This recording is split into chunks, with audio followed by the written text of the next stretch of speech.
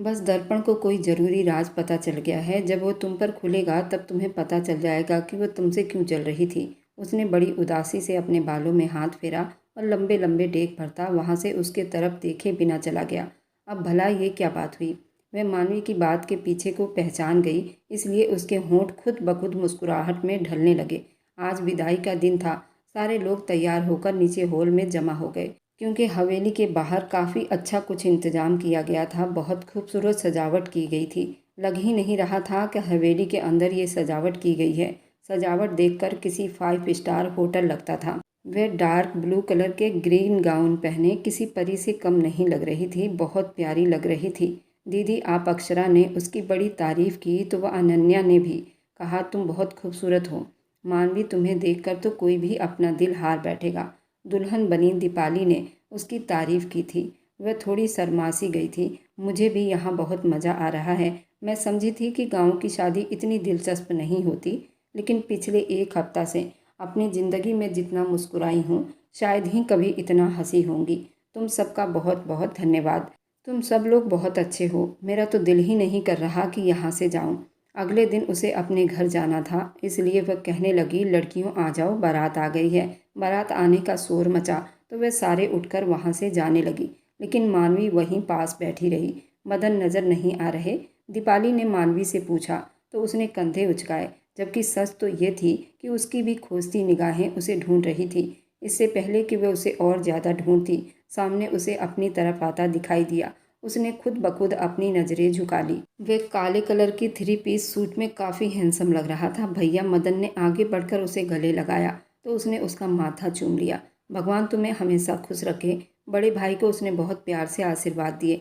दीपाली ने उसे बेकाबू होकर छेड़ा। अब आप हमें भी मौका दे देना कि मेरी शादी के बाद आपको भी ऐसी आशीर्वाद दी जाए। उसने मानवी के सामने मदन को कहा तो उसका दिल एकदम से ज़ोर से धड़का और वे अपना दिल पकड़ कर रह गई। हाँ बिल्कुल ऐसा मुमकिन है, अगर कोई दिल से राजी हो जाए तो। मदन ने छुपती नज़रों में मानवी की तरफ देखकर कहा तो उसे ठंडे पसीने आने लगे। मैं ज़रा अक्षरा को देखूं, पता नहीं कहाँ रह गई है। इससे पहले कि मदन उसे अपनी नज़रों के रास्ते में दिल में उतारता, वहाँ से खड़ी हो गई और अक्षरा की तलाश में नज़रें दौड़ाने लगी। वहाँ से हटने का बहुत अच्छा रास्ता चुना है। उसके बराबर में आकर खड़ा हो गया और धीरे से उसके कान में कहा, क्या मतलब है? अनजान मत बनो, तुम अच्छी तरह से समझ गई हो। मुझे जवाब चाहिए। वैसे भी कल तुमने चले जाना है, तुम्हारे पास वक्त कम है। मदन ने एकदम से उसे हैरान कर दिया। वे जल्दी से नज़रें झुका गई। मदन आओ ना, चलो बारात के पास। तुम क्यों इतनी बोरिंग हो गए हो? हर चीज़ से अलग अलग रहने लगे हो। दर्पण ने उसका हाथ पकड़कर उसे खींचते हुए बारात की तरफ जाने का इशारा किया तो वह जाते जाते पलटकर मानवी को देखकर थोड़ा सा मुस्कुराया। अब चलो भी। दर्पण ने उसे खींचकर मानवी की नज़र से हटाया तो एकदम से मानवी को ऐसा लगा जैसे यहाँ सब कुछ धुंधला हो गया हो। ये मुझे क्या हो रहा है? मेरा दिल क्यों इतना उदास हो रहा है? मदन पास होते हैं तो ऐसा लगता है जैसे पूरी दुनिया रंगीन हो गई हो, और वे दूर चले जाते हैं तो ऐसा लगता है कि जैसे हर तरफ अंधेरा छा गया है। ये सब कुछ क्या हो रहा है? क्या ये मोहब्बत तो नहीं? वे वहीं पास रखे कुर्सी पर बैठकर उदासी से सोचने लगी, नहीं, ये मेरी मंजिल नहीं है। मुझे यहाँ नहीं रहना है, तो फिर मैं यहाँ दिल क्यों लगाऊं? एक झटके से वह खड़ी हुई और उसने अपने दिल को समझा लिया, लेकिन दिल कहाँ मानता है। वह तो ज़िद्दी है, अड़ जाता है तो फिर संभालना बड़ा मुश्किल हो जाता है। शादी के हंगामे में रात बीत गई। दीपाली की विदाई हो गई। वे अपने घर को चली गई और सारे लोग थके हारे अपने कमरों में जाकर आराम करने लगे। सिर्फ 2 लोग ऐसे थे जिनकी आंखों से नींद कोसों दूर थी। उनमें से एक मानवी थी और जो बार बार बिस्तर पर अब करवटें बदल रही थी। दूसरा मदन था जो मानवी के कमरे के बिल्कुल सामने वाले कमरे में खिड़की पर खड़ा उसके बंद खिड़की को देखकर कुछ सोचने लगा। उसे 2 दिन पहले ही अपनी माँ की बात याद आई। जब उसकी माँ ने उसे बुलाकर उसके सामने ये बात कही तो पहले तो वह खूब हैरान हुआ, फिर अब गंभीरता से उनकी बातों के बारे में सोचने लगा था। बेटा, दीपाली तुम्हारी बड़ी बहन है, उसकी शादी है, उसके बाद फ़िलहाल तुम्हारी शादी करनी है। तुम्हारे सामने 2 लड़कियां हैं। एक मानवी है जो तुम्हारी विदेश में रह रही मेरी सहेली की बेटी मानवी, और दूसरी दर्पण है जो पड़ोसन की लड़की है। उसके माता पिता चाहते हैं तुम्हारी शादी दर्पण से हो। अब 2 लड़कियां तुम्हारे सामने हैं, तुम्हें इन दोनों में से किसी एक का चुनाव करना है। अब फैसला तुम्हारा है। दीपाली की शादी के बाद मैं तुमसे जवाब चाहूँगी। तुम्हें जो पसंद हो मुझे बता देना, मैं उसी से तुम्हारा रिश्ता तय कर दूँगी। अगर तुम्हें कोई और भी पसंद है तो भी बता सकते हो, और इस बात को भी फ़िलहाल खुद तक ही रखना। लेकिन हाँ, शादी के बाद मुझे जवाब ज़रूर चाहिए। अगर तुमने मुझे जवाब ना दिया तो फिर मैं वही करूँगी जो मेरा दिल चाहेगा। मदन को एकदम से अपनी माँ की याद आई तो वह कुछ मुस्कुरा दिया। शादी से पहले तो मुझे नहीं पता था मैं कभी किसी से इतनी मोहब्बत कर पाऊँगा, लेकिन अब मुझे ऐसा लगता है कि जैसे उसके बगैर मुझे सांस भी नहीं आ रहा। भला इतने दिनों में ये मुझे क्या हो गया है। खुद से बात करते हुए वहाँ से खड़ा हो गया। वह चाँद को देखकर कह रहा था। उसे लगा कोई उसके बराबर में आकर खड़ा हो गया है। क्या देख रहे हो मदन भाई, तुम्हारा चाँद तो सामने मौजूद कमरे में सो रहा है। अब भला कौन से चाँद से बात कर रहे हैं। हरी ने एकदम से अपनी एंट्री मारी तो मदन की मुस्कुराहट सिमट गई। क्या मतलब, क्या कहना चाहते हो। अपने सीने पर बाजू लपेटकर उसे घूरा। आप पहले तो इस तरह गुस्से से मुझे घूरना बंद कर दो। मुझे तो लगा था कि आप दीपाली दीदी के विदाई की याद में देर रात तक जाग रहे हैं। बड़ी बहन जो थी विदाई हो गई तो उसकी याद आ रही है, लेकिन यहाँ तो समस्या कुछ और ही नजर आ रही है। वह उसे छेड़ता मुस्कुराते हुए उसने मदन की तरफ देखा तो उसका कान पकड़कर खींचने लगा। खबरदार किसी को कुछ भी कहा तो, वरना मुझसे बुरा कोई नहीं होगा, समझे तुम। ओके मेरा गुस्सेल भाई, लेकिन वैसे क्या हुआ है। हरी ने मासूमियत के रिकॉर्ड तोड़ते हुए उसे देखा तो मदन का माथा टनका था। इस घर में तुमसे ज़्यादा बड़ी फिल्म कोई और मौजूद नहीं। देखा, मान लिया ना, फिर मैं एक कॉमेडियन हूँ ना। मदन ने एकदम से उसकी नकल उतारी तो वह अपना छोटा सा मुंह लेकर चला गया। फिर उन दोनों के ठहाके एक साथ तेज हुई। अगली सुबह वह जैसे ही नाश्ते की मेज पर पहुंचा तो उसकी नज़रें हरी पर पड़ी। क्या हुआ, तुम्हारे चेहरे पर 12 क्यों बज रहे हैं। मदन ने उससे पूछा और फिर सामने की तरफ देखा। उसे मानवी कहीं नजर नहीं आई। वहाँ अक्षरा और कनक एक साथ बैठी अपनी बातों में बिजी थी। तुझे तो तेरे हॉस्टल वालों ने याद कर लिया है। कहते हैं हरी जल्दी से आ जाओ, तुम्हें वो बहुत याद कर रहे हैं। वैसे आप ज़्यादा खुशियाँ ना मनाओ। एक ऐसी खबर सुनाने जा रहा हूँ जिसे सुनकर आपके मुंह पर भी मेरी तरह 12 बज जाएंगे। अच्छा, ऐसी भी क्या बात है। उसने जलेबी का एक टुकड़ा मुंह पर रखते हुए हरी से पूछा तो हरी ने उसके कान के पास जाकर धीरे से वह खबर सुनाई कि मानवी आज सुबह ही 8 बजे अपने घर को चली गई है। ये खबर सुनते मदन को एकदम हिचकी सी लग गई। बस बस, अब इतना ज़्यादा मजनू बनने की कोशिश मत करो, यहाँ सबको पता चल जाएगा। लेकिन मदन के तो होश ही उड़कर रह गए थे। अचानक क्यों चली गई। उसने पानी पीने के बाद ही हरी से पूछ लिया। उसके चेहरे पर एकदम से 12 बजे थे। कोई बात नहीं, वापस भी आ जाएंगी, फिक्र किस बात की है। हरी ने लापरवाही से कहकर सारा ध्यान नाश्ते पर मोड़ दिया। बेटा नाश्ता करके जाओ, अभी तो आए हो और अभी जा रहे हो, कमज़ोर हो जाओगे। बिल्कुल अपनी सेहत का ख्याल नहीं रखते। माँ ने अपने इकलौते सपूत को यूं जाते देखा तो जल्दी से टोका था, लेकिन वह कुर्सी खींचकर खड़ा हो गया था और जाने के लिए कदम बढ़ा दिए। जाने दीजिए माँ, अब जब तक उनके दिल से रोग नहीं हटेगा ये ऐसे ही रहेंगे। तुम चुप करोगे या नहीं। मदन ने आगे बढ़कर उसके कान में कुछ धीरे से कहते एकदम से अपना पाँव उसके पाँव पर मारा तो वो बिलबिला उठा था। अच्छा, आइंदा के लिए मैं अपनी जुबान सी दूंगा, कुछ भी नहीं कहूँगा। हरी ने मुंह बना लिया। मदन बहुत परेशान लग रहे हो, कारोबार में कोई समस्या है क्या। माँ ने उसे परेशान देखा तो जल्दी से उसके पीछे चली आई। नहीं ऐसी कोई बात नहीं, बस थोड़ा सा सर में दर्द है, उसने कहकर अपनी माँ को थोड़ी देर के लिए टालना चाहा। सच में ऐसी कोई बात नहीं है। उन्होंने जाते जाते एक बार फिर से मुड़कर अपने बेटे से पूछा तो उसने बड़ी मुश्किल से मुस्कुराते हुए नामे सिर हिलाया। बात सुनिए मम्मी। इससे पहले कि उसकी मम्मी कमरे से निकलती उसने अपनी माँ से बात की और बात ये थी कि आंटी इतनी जल्दी क्यों चली गई। ना चाहते हुए भी वह उनसे पूछने लगा, बेटा तुम्हारे अंकल जी की तबीयत खराब थी तो उन्होंने जल्दी से उन्हें आने को कहा। हम सबको भी उनके घर जाना चाहिए, उनकी तबीयत पूछनी चाहिए। लेकिन यहाँ शादी का हंगामा खड़ा है। वैसे भी आज तुम्हारी बहन आने वाली है, इसलिए हमने सोचा इस हफ्ते बाद जाकर उन्हें देख लेंगे। माँ ने सारी बात बताई तो उसने एकदम से अपनी माँ से अपने जगदीश अंकल के नंबर ले लिए। आप मुझे नंबर दे दो, मैं उनसे फ़ोन पर ही तबीयत का पूछ लूँगा। उन्हें बहुत बुरा लगेगा कि हम में से कोई उनकी तबीयत तक नहीं पूछ सका। मदन ने एकदम से कहा तो माँ ने उसे अपना मोबाइल दे दिया। हेलो, नंबर मिलाते हुए उसने जैसे ही हेलो कहा तो उसकी धड़कनें एकदम से जैसे रुक सी गई। नमस्ते, सामने से मानवी की आवाज़ सुनाई दी। नमस्ते अंकल जी, तबीयत कैसी है। उसने बगैर कोई और बात पूछे जल्दी से अंकल जी की तबीयत पूछनी चाहिए। इस वक्त सो रहे हैं, उनका मोबाइल मेरे पास ही है, उसने उदास शब्दों में उससे कहा। और फिर काफ़ी देर तक उन दोनों के बीच चुप्पी छाई रही। तुम इस तरह अचानक चली गई और मुझसे मिली भी नहीं और ना मेरी बात का जवाब दिया। मानवी ने अब तक फ़ोन नहीं काटा था। उसने ना चाहते हुए भी उससे शिकायत कर डाला था। आपने जो भी कहा उस सवाल के जवाब मेरे पास नहीं है। मेरा और आपका मिलन ना होने के बराबर है और ये बहुत उलझा हुआ सवाल है। इसलिए आपके सवाल को अधूरा छोड़कर यहाँ आई हूँ। कहते के साथ ही उसने नम आवाज़ के साथ फ़ोन बंद कर दिया और मदन काफ़ी देर तक हैरानी से अपने हाथ में थामे उस फ़ोन को देखता रह गया। जिस चीज़ को हम खुद के लिए कठिन बना ले वह हमारे लिए कभी आसान नहीं होती। शायद तुम्हारी नीयत में खोट है मानवी, तभी तुम मुझे अपनी ज़िंदगी में शामिल नहीं करना चाहती हो। लेकिन अब तुम भी देखना कि मदन को ना कहना तुम्हारी ज़िंदगी की सबसे बड़ी गलती होगी।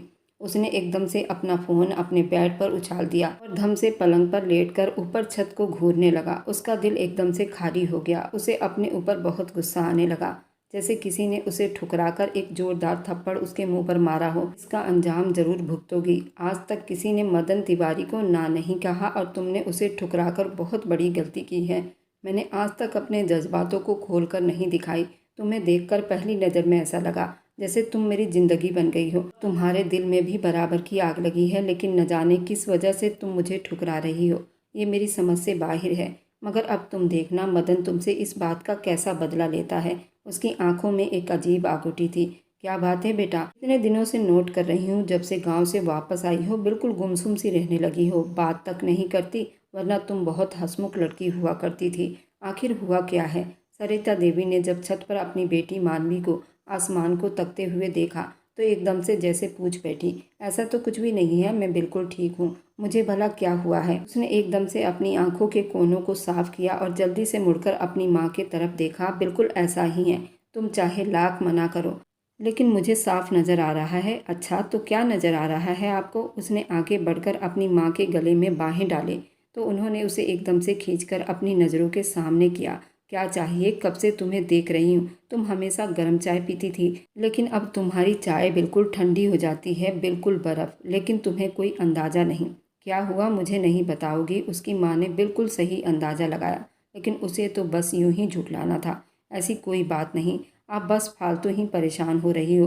पापा के बारे में परेशान हूँ, दिन ब दिन कमज़ोर हो रहे हैं, उसने परेशानी से कहा। तो सरिता देवी ने उसे हौसला दिया, बेटा हमारे जाने के बाद तुम्हारे पापा ने अच्छी खासी परहेज की ऐसी तैसी की है, उसी की वजह से उनकी तबीयत बिगड़ गई है। अब वो बिल्कुल ठीक है। इससे पहले कि वे और ज़्यादा उनसे कुछ कहती, उसी बीच उनका फ़ोन बजा तो वो उसकी तरफ ध्यान देने लगी थी। साधना मेरी सहेली, कैसी हो आप? क्या हुआ, आप रो क्यों रही हैं? सब ठीक है ना? एकदम से सरिता देवी ने कहा तो उसके कान भी खड़े हो गए। गांव के हवेली से फ़ोन था। साधना देवी का नाम सुनते ही अपने कान खड़े करती उसने इशारे से अपनी माँ से पूछा तो उन्होंने उसे चुप रहने का इशारा किया। आप बिल्कुल फिक्र ना करें, हम आ रहे हैं, हम बस कल ही सुबह निकलते हैं। अभी तो रात काफ़ी हो रही है, इस वक्त निकलना थोड़ा मुश्किल है, हम सुबह जल्दी पहुँच जाएंगे। फ़ोन बंद करके मानवी की तरफ देखा तो उसने आईब्रो उचकार कर उनसे पूछा, बेटा तुम्हारी नानी आंटी की तबीयत बहुत ख़राब हो गई है, तुम्हें याद कर रही हैं, तुम्हारे पिता को भी याद कर रही हैं, कह रही हैं गांव में एक बार मिलने आ जाओ। माँ हम अभी 2 हफ्ते पहले ही तो गांव से आए थे और अब फिर से जाना अच्छा नहीं लगता। उसने एकदम से मना कर दिया और मुंह फेर गई। मदन से एक बार फिर से उसका सामना करने के लिए वो बिल्कुल भी तैयार नहीं थी। वे 2 हफ्ते की छुट्टी के बाद एक बार फिर से दुश्मन जान को देखना किसी दर्द से कम नहीं था। उसकी बोलती आंखें उसे हमेशा परेशान करती थी। अब 2 हफ्ते की चुप्पी के बाद उसे देखना नहीं चाहती थी, वे बिल्कुल भी जाना नहीं चाहती थी। तुम्हारा दिमाग खराब हो गया है? तुम्हारी नानी आंटी ने तुम्हें इतना मान सम्मान दिया, इतनी मोहब्बत दी, वहाँ के हर आदमी ने हमें इतना प्यार दिया, अब जब उन्हें हमारी ज़रूरत है तो तुम क्यों कह रही हो नहीं जाना? अभी उनकी शादी के हंगामों को सिर्फ 2 हफ्ते हुए हैं और नानी आंटी की तबीयत खराब होना कोई अच्छी बात नहीं, हमें जल्दी से वहाँ जाना चाहिए। मैं कुछ नहीं सुनूंगी, अब तो तुम वहाँ रहकर आई हो, तुम्हें अंदाज़ा हो गया है वे लोग बिल्कुल भी जाहिल लोग नहीं हैं और बहुत प्यार करने वाले लोग हैं, तो फिर तुम्हें समस्या किस बात की हुई है? सरिता देवी का पारा हाई देखते उसने जल्दी से हामी भर ली और कमरे में जाकर अपना बैग तैयार करने लगी, लेकिन उसका दिल खून के आंसू रोने लगा। उसने न जाने क्यों मदन को ठीक से जवाब न दिया और अब उसका सामना करने का सोचते ही उसे बहुत घबराहट होने लगी थी। नमस्ते नानी आंटी, कैसी हैं आप प्लीज़ अपना ध्यान रखिए ना, देखिए कितनी कमज़ोर हो गई हैं। दरवाज़ा खोलकर अंदर दाखिल होते उसकी नज़र जैसे ही सामने पड़ी तो वह दुश्मन जान उसे ही देख रहा था। उसने एकदम से नज़रें फेर ली और नानी आंटी से गले लगकर कहने लगी। उस बीच उसने बिल्कुल अनजान महसूस करते वहाँ से उठ खड़ा हुआ अपने कमरे से बाहर चला गया। ये बात मानवी ने बुरी तरह महसूस की। मैं बिल्कुल ठीक हूँ बेटा, बस साधना देवी ने तुम लोगों को फालतू में परेशान कर दिया। उन्होंने मोहब्बत से उसका माथा चूमा, उसे आराम करने की सलाह दी तो वह अपने कमरे में चली आई, जो हवेली में उन लोगों के लिए एक खास जगह थी। शाम को वह सोकर उठी थी। उसे पता चला कि हवेली में बिल्कुल सन्नाटा छाया हुआ है। नौकर से पूछा तो पता चला सारे हवेली वाले खेतों की तरफ घूमने गए हैं और दोपहर हो गया, किसी ने मुझसे पूछा ही नहीं। उसने दिल ही दिल में सोचा, अच्छा खेतों में कौन कौन गया है और मुझे किसी ने नहीं जगाया। आप सो रही थी, मदन साहब ने मना कर दिया।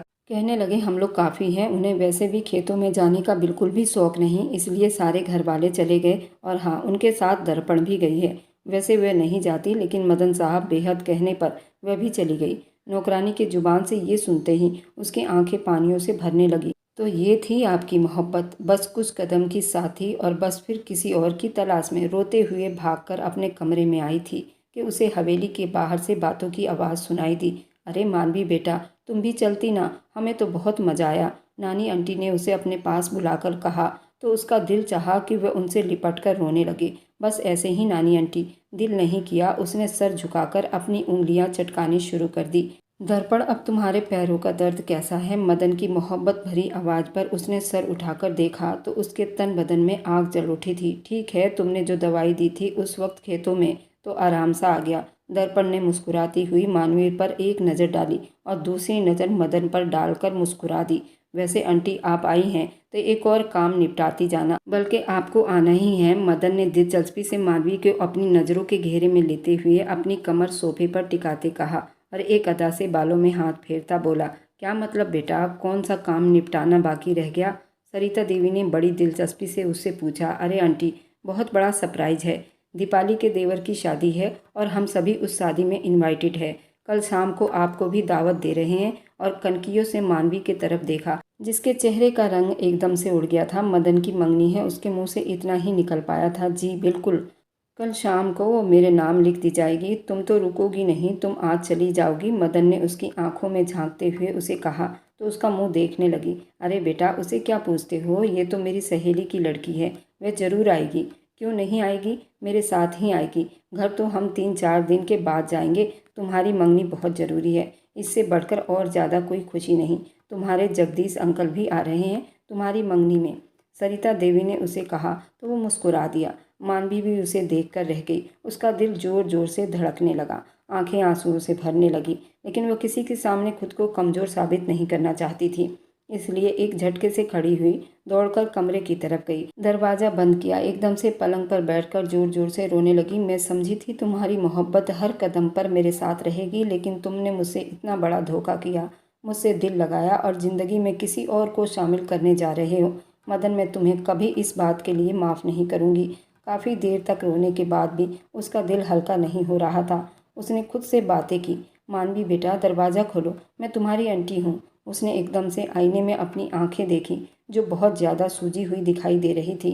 क्या हुआ बेटा, तुम्हारी आंखों को क्या हो गया है? उन्होंने उसका चेहरा अपनी तरफ किया तो उसने हंसते हुए बहाना बनाया, आंटी न जाने अचानक से एलर्जी हो गई है मुझे, अक्सर ये हो जाती हैं, आंखें सूज जाती है। उसने मुस्कुराकर कहा तो आंटी ने सुकून का सांस लिया। बेटा, ये मैं तुम्हारे लिए कपड़े लेकर आई हूँ। ये तुम्हारी साधना आंटी ने सबको बनाकर दिए हैं। उनके इकलौते बेटे की मंगनी है, इसलिए उन्होंने कहा था कि सबको ये कपड़ा तुम दे देना। कल सब एक जैसे कपड़े पहनेंगे। आगे बढ़कर उसे वो कपड़ा थमाती कमरे से निकल गई। उसने एकदम से वो कपड़ा उठाकर पलंग पर फेंक दिया। सारी रात बैठकर करवटें बदलती गई और सुबह जब उसकी आंख खुली तो उसने मदन को दर्पण के साथ गाड़ी में जाते हुए देखा।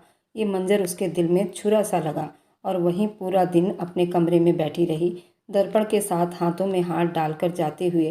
तुम्हें बिल्कुल भी शर्म नहीं आई? तुमने दिल मेरे साथ लगाया था। तुम एक नंबर के फ्रॉड हो, फ्रॉड इंसान। मैं तुम्हें इस बात के लिए कभी माफ़ नहीं करूँगी। उसने रोते हुए अपने आंसू साफ किए। उसका दिल बिल्कुल खाली हो चुका था, ऐसे जैसे मुर्दा हो गया हो। अरे बेटा, तुम अभी तक तैयार नहीं हुई हो? सरिता देवी अंदर आई तो उनके साथ 2 लड़कियां और भी थीं। उन्होंने अंदर आकर उसे कहा तो वह चौंक गई। मुझे तैयार होना है? बस कपड़े ही तो बदलने हैं। अरे नहीं, सारी लड़कियों के लिए ब्यूटिशियन बुलाई गई है। सब तैयार हो चुकी हैं, तुम बाकी हो।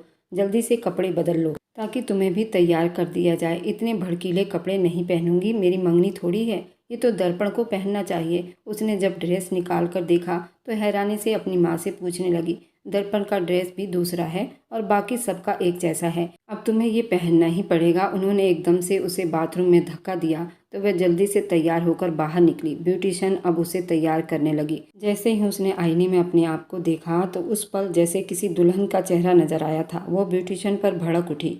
तुमने मेरा मेकअप किस तरह का किया है? क्या मैं दुल्हन हूँ? तभी सरिता देवी अंदर आई, उसकी नज़र उतारने लगी और कहा, बेटा एक शब्द भी कुछ मत कहो, जल्दी चलो, देर हो रही है, मुहूर्त निकला जा रहा है, घर के सभी लोग चले गए हैं, बस हम ही बाकी हैं, हमें निकलना चाहिए, तुम बहुत प्यारी लग रही हो, अब जल्दी से नीचे आ जाओ, सब लोग तुम्हारा इंतजार कर रहे हैं। ये कहते के साथ सरिता देवी वहाँ से चली गई और काफ़ी देर तक वहीं बैठी रही और हिम्मत की कहा, किसी भी कीमत पर मुझे उसे अभी कुछ नहीं बताना, उसे सरप्राइज़ देना है।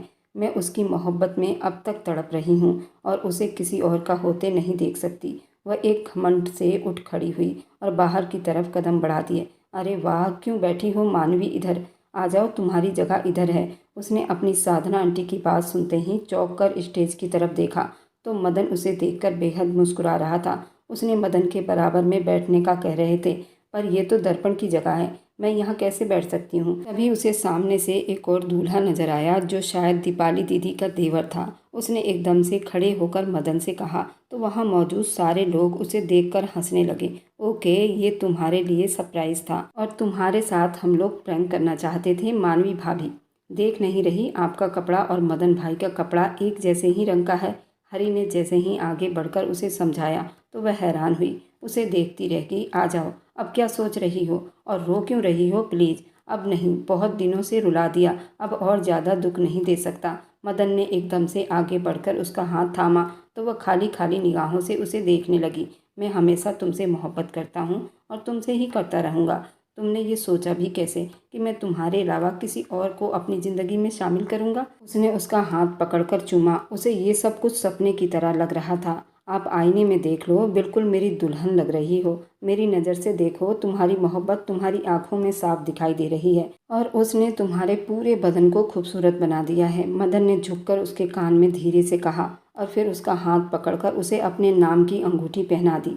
साथ में दर्पण और रंजन ने भी एक दूसरे को अंगूठी पहनाई। मदन से ज़्यादा खुश रंजन दिखाई दे रहा था। उसे उसकी मनपसंद दुल्हन मिल रही थी। दर्पण ने भी चुपचाप रंजन के नाम की अंगूठी पहन ली थी। आपने मुझे बहुत तंग किया, मेरा तो सांस ही रुक गया आपके नाम के साथ दर्पण को जोड़ने का सुनकर। उसने एकदम से शिकायत की तो मदन हंस पड़ा।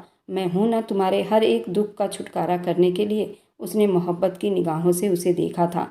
वह नज़रें झुका गई। तुमने ये सोचा भी कैसे कि मदन अपनी दुल्हन अपनी मानवी को बीच राह में छोड़ देगा? वह भरपूर खुशी अंदाज में उसे अपनी नज़रों के बहाव में लेकर देखने लगा। गलती हो गई मुझसे, आइंदा ऐसा नहीं होगा। मानवी ने एकदम से कान पकड़े तो मदन के चेहरे पर मुस्कुराहट बिखर गई। उसने मानवी का हाथ थामे अपने हाथों में थाम कर अपनी मोहब्बत की पहली सबूत दी थी। वे दोनों उस वक्त बेहद खुश दिखाई दे रहे थे। थोड़ी देर बाद ही एक और धमाका हुआ।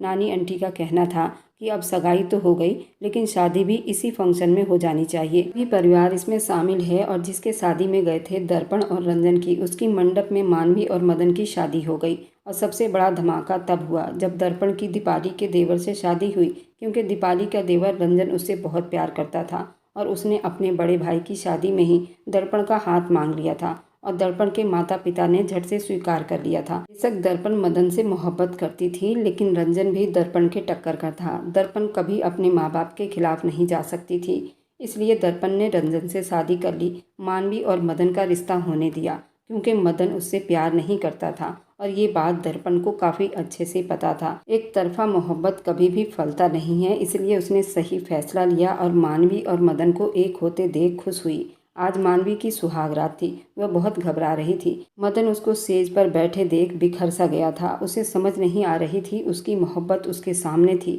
वह शुरुआत कहाँ से करे। तभी मानवी ने उसे पीछे से बाहों में भरकर सॉरी बोला तो उसके तन बदन के ज्वालामुखी को छेड़ दिया था और मानवी को अपने आगे करता वह पगला हुआ था। अगर इंसान को मनपसंद चीज़ मिल जाए और वह उसके सामने हो तो उसकी खुशी दुगनी हो जाती है।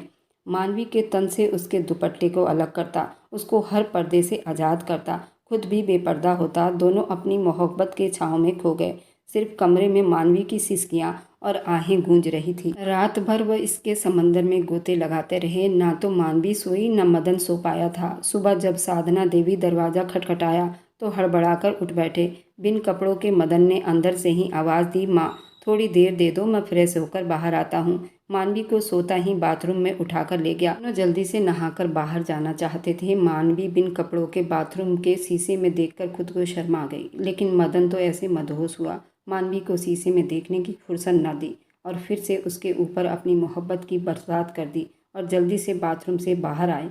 रात के मोहब्बत को पाकर वह बहुत ज़्यादा निखर गई थी और बहुत ही खूबसूरत लग रही थी। मांग में सिंदूर, हाथों में चूड़ा, परिवार के सभी के पैर छुए, नाश्ते की टेबल पर विराजमान हुए। सभी हंसी खुशी उन्हें देखकर बहुत खुश हुए। 2 दिन के बाद दर्पण अपने पति के साथ मायके आई तो मानवी ने उसके सुहागरात के बारे में उससे बात की तो वह मुस्कुराहटी और सारी कहानी खोल कर रख दी। उसने कहा कि जब रंजन ने मेरा घूंघट उठाया तो मैं घबरा गई थी, लेकिन रंजन मुझे देखकर पागल हुआ था। न जाने कब से वो मेरे लिए इतनी मोहब्बत लेकर बैठा था। मुझे हंसने और सांस लेने की फुर्सत न दी और सारी रात इसके समंदर में गोते लगाते रहे। उसने मेरा घूंघट उठाते ही मेरे तन से सारे कपड़े एक एक करके अलग करता गया। ब्लाउज को तो उसने 2 हिस्सों में कर दिया था, क्योंकि एंड टाइम पर ही ब्लाउज का जिप खराब हो गया था। उसके बाद मुझे देखकर ही पागल होता। उसने आधी रात तक तो बस मुझे चूमता ही रहा। उसका इस तरह का पागलपन देखकर तो मैं खुद पागल सी हो गई। कब मैं उसका साथ देने लगी मुझे खुद पता नहीं चला। बस यूं ही सुबह हो गई। दर्पण, तुम तो मुझसे भी ज़्यादा छुपी रुस्तम निकली। प्यार का नाटक किसी और से करती रही और सुहागरात किसी और के साथ। मानवी ने उसे एक आंख दबाकर कहा तो वह भी हंसती। शायद मानवी, मेरा प्यार रंजन ही था। एक तरफा प्यार कभी प्यार नहीं होता, इसलिए मैं पीछे हट गई थी और जो मुझे मिला शायद मदन से भी ज़्यादा अच्छा है। दर्पण भी अपना एक आंख दबाती ये सब कह गई। ये थी मानवी और मदन की प्रेम कहानी और दर्पण और रंजन की शादीशुदा ज़िंदगी की कहानी। और मेरी वीडियो आप लोग जहाँ कहीं से भी देखते हैं, कमेंट में अपने शहर और राज्य का नाम ज़रूर बताइए। मुझे आप लोगों के कमेंट पढ़ने में बहुत आनंद आता है और उन सभी का मैं बहुत बहुत धन्यवाद करना चाहती हूँ। जो लोग मेरी वीडियो को देखते हैं, लाइक करते हैं और शेयर करते हैं। अगर आपको आज की कहानी पसंद आई है तो वीडियो को ज़रूर लाइक कीजिएगा और अपने दोस्तों के साथ शेयर भी कीजिएगा। और हाँ, अगर आपने अभी तक हमारे चैनल को सब्सक्राइब नहीं किया है तो ज़रूर सब्सक्राइब कर लीजिए। मिलते हैं हम अपनी कल की एक और नई दिलचस्प कहानी के साथ। मुझ पर सदा अपना प्यार और स्नेह बनाए रखें। सभी को मेरा प्यार भरा नमस्कार दोस्तों। खुश रहें, स्वस्थ रहें, मस्त रहें।